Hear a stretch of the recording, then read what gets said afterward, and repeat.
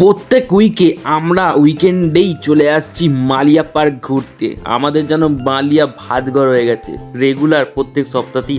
আগের ভিডিওতে তোমাদেরকে বাইরে থেকে দেখেছিলাম মালিয়া পার্ক, তো আজকে ভেতর থেকে দেখুন কত কিছু আছে, বসা, ঘোরা, খেলনা, আরও অনেক কিছু। আর এখানে আছে বাচ্চাদের খেলাঘর বলতে গেলে এখানে অনেক কিছু আছে, রোলার কোস্টার থেকে আরম্ভ করে।